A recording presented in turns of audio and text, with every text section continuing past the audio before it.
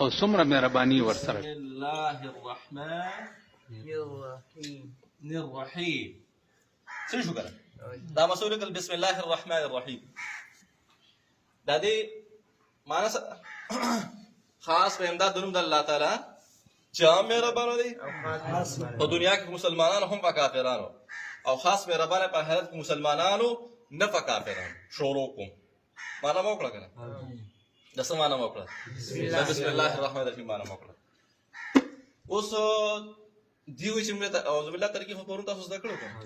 چا چاته یاد دی سپیګمو چې ته خاصه باشا. اوس چې بسم الله الرحمن الرحیم ترکیب بسم الله الرحمن الرحیم ترکیب څنګه کو وشیر دا ما په جندل دا دې با تکو باوي حرف جر اسم مضاف لفظ الله مضاف الیه موصوف لفظ الله مضاف الیه موصوف الرحمن صفت اول الرحیم صفت ثانی موصوف جو لفظ اللہ ہے موصوف جو لفظ اللہ ہے. اپنے دونوں صفات سے مل کر صفت اول الرحمن صفت ثانی الرحیم موصوف اپنے دونوں صفات سے مل کر مضاف الیہ ہوا ہے کس کا اسم مضاف کا مضاف الیہ دچا پر مضاف الیہ شو اسم مضاف اپنے مضاف الیہ جو لفظ اللہ ہے الرحمن ہے رحیم دا ټول دې پر څه شو مضاف الیہ مضاف اپنے مضاف الیہ سے مل کر موجود شو پر دا چا با جارہ دس اوس دا با جارہ چره دا څه غواړي دا څه غواړي دا څه غواړي فعل نه والا فعل مو ہے دا متعلق غواړي څه غواړي متعلق نه غواړي متعلق خلاص په خپل باندې څه غواړي متعلق پر سروبا سے متعلق پر کروبا سے اشرعو ام ٹکتے کروبا سے ابتدئو ام ٹکتے کروبا سے ابدئو ام ٹکتے کروبا سے اقرأو ام ٹکتے. بسم اللہ الرحمن الرحیم اقرأو یا اقرأو بسم اللہ الرحمن الرحیم بسم اللہ الرحمن الرحیم اشرعو یا اشرعو بسم اللہ الرحمن الرحیم ابدأ بسم اللہ الرحمن الرحیم یا بسم اللہ الرحمن الرحیم ابدأ ابتدئ بسم اللہ الرحمن الرحیم یا بسم اللہ الرحمن الرحیم ابتدئ. صحیح شو کرنا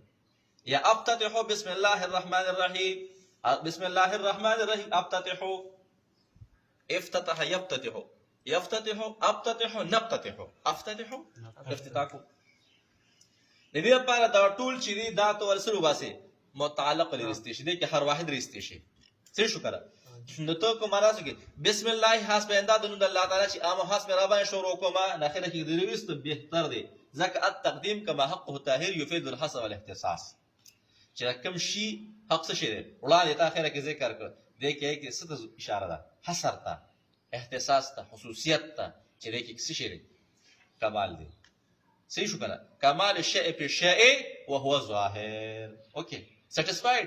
تاسو باندې ما پوښښ وکړه بسم الله الرحمن الرحیم چا چاته یاد شو سپیګمو وړاته چا چاته یاد دي الرحمن ترکیب اوس پوره څنګه شي نه با حرف جر اسم مضاف لفظ الله موصوف الرحمن صفت اول الرحیم صفت ثانی موصوف اب دونوں صفات سے مل کر موجود شدہ مضاف الیہ شدہ پر راچا اسم مضاف مضاف اور مضاف الیہ سے مل کر